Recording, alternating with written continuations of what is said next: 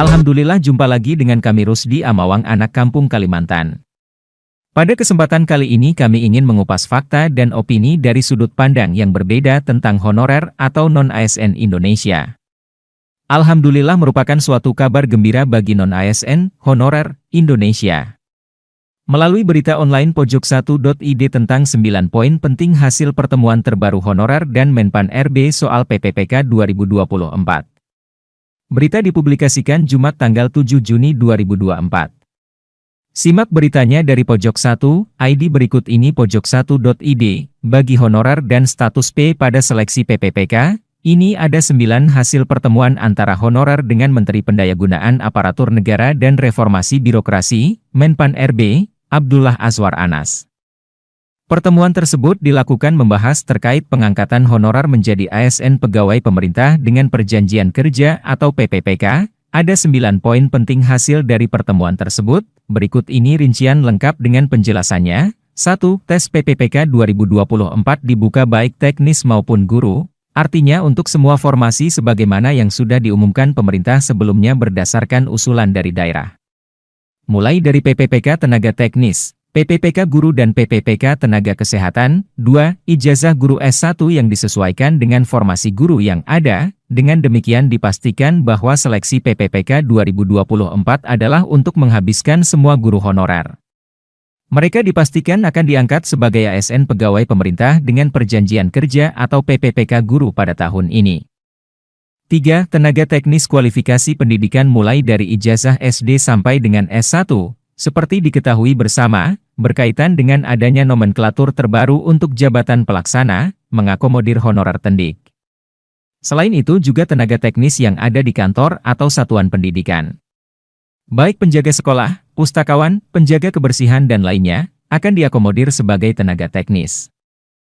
4. Semua yang ikut tes PPPK 2024 tidak berdasarkan nilai ambang batas tetapi berdasarkan nilai terbaik. Bagi yang tidak termasuk pada formasi yang ada karena rankingnya di bawah maka akan jadi ASN PPPK paruh waktu. Jadi misalnya ketika pemerintah daerah tidak membuka formasi tertentu, maka honorer tersebut akan tetap diangkat sebagai ASN. Akan tetapi bukan sebagai PPPK penuh waktu, melainkan PPPK paruh waktu. Sementara penentu kelulusan bukan didasarkan pada nilai ambang batas melainkan berdasarkan nilai terbaik. Misalnya ada 2 formasi tenaga teknis dengan jumlah pelamar 4 orang. Maka 2 orang dipastikan lulus setelah dirangking berdasarkan siapa yang mendapat nilai terbaik antara 4 pelamar tersebut.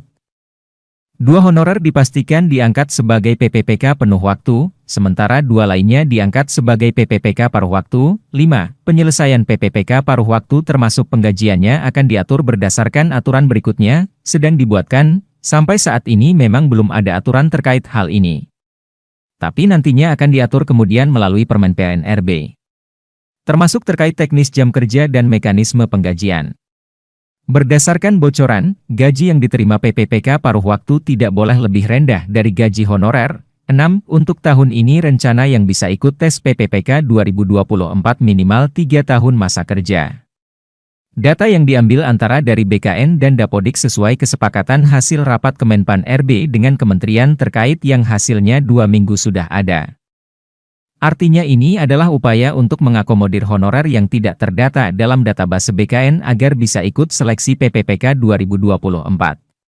Sebab faktanya, banyak honorer atau non-ASN yang memang tidak terdata pada 2022 lalu. 7. Arti dari status P itu sama dengan tidak lulus karena itu yang mengeluarkan BKN.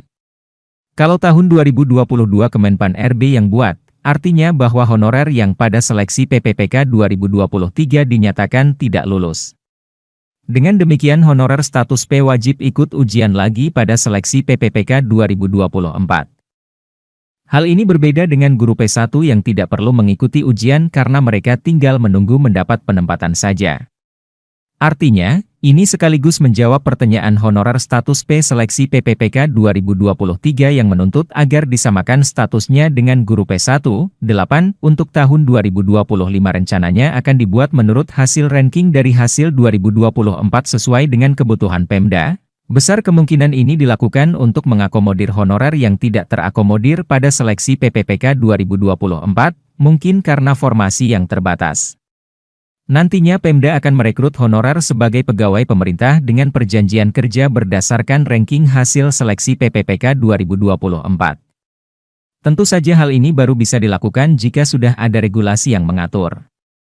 9. Untuk prioritas, urutan, pertama tenaga THK 2, kedua honorer yang sudah masuk database BKN dan ketiga honorer yang masih aktif mengajar sesuai syarat. Demikian 9 poin penting hasil pertemuan terbaru honorer dan Menpan RB soal PPPK 2024. Ada kabar baik dan juga kabar buruknya. Semoga bermanfaat. Terima kasih atas perhatiannya. Mohon maaf atas kesalahan dan kekurangannya. Salam sehat untuk seluruh honorer Indonesia.